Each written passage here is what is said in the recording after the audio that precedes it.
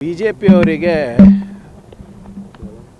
ಒಂದು ದೇಶ ಮತ್ತು ರಾಜ್ಯ ಆರ್ಥಿಕವಾಗಿ ಮತ್ತು ಆಡಳಿತಾತ್ಮಕವಾಗಿ ಹೇಗೆ ನಡೆಸಬೇಕು ಅಂತ ಗೊತ್ತಿಲ್ಲ ಅಂತ ಅನಿಸುತ್ತೆ ನಮಗೆ.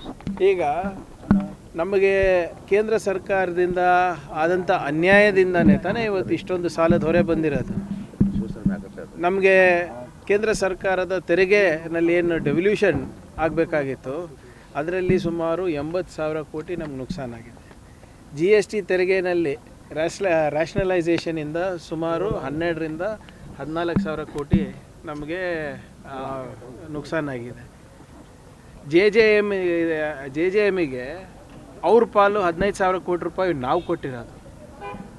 15ನೇ ಫೈನಾನ್ಸ್ ಕಮಿಷನ್ನಿನ ಏನು ನಮಗೆ ಪಾಲು ಬರಬೇಕಾಗಿತ್ತು 2,500 ಕೋಟಿ ರೂಪಾಯಿ ಪಂಚಾಯತಿಗೆ ಕೊಡೋದು, ಅದನ್ನು ಕೂಡ ಇವ್ರು ಕೊಟ್ಟಿಲ್ಲ.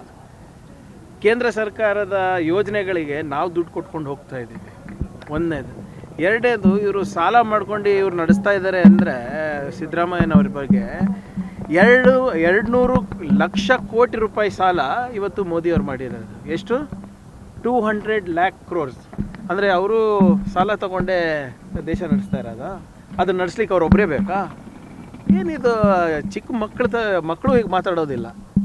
ಇಂಥ ಬಾಲಶಃ ಹೇಳಿಕೆಗೆ ನಮ್ಮ ವಿರೋಧ ಪಕ್ಷದ ನಾಯಕರು ಕೊಡ್ತಾರೆ ಅಂದರೆ BJPಗೆ ದೇವರೇ ಕಾಪಾಡಬೇಕು. ಸರ್, ಈಗ ಕುಮಾರಸ್ವಾಮಿ ಸ್ಟೇಟ್ಮೆಂಟ್ ಕೊಟ್ಟಿದ್ದಾರೆ, ಫೋನ್ ಕದ್ದಾಲಿಕೆ ಆಗ್ತಾ ಇದೆ. CM ಸಿದ್ದರಾಮಯ್ಯ ಅವರು DK ಶಿವಕುಮಾರ್ ಅರೆ ದಿನ ಅಮಿತ್ ಶಾ ಅವ್ರ ಪಕ್ಕದಲ್ಲೇ ಕೂತ್ಕೊಂತಾರಲ್ರಿ ಇವರೆಲ್ಲರೂ, ಕೇಂದ್ರ ಸಚಿವರಲ್ಲ ಅವರು.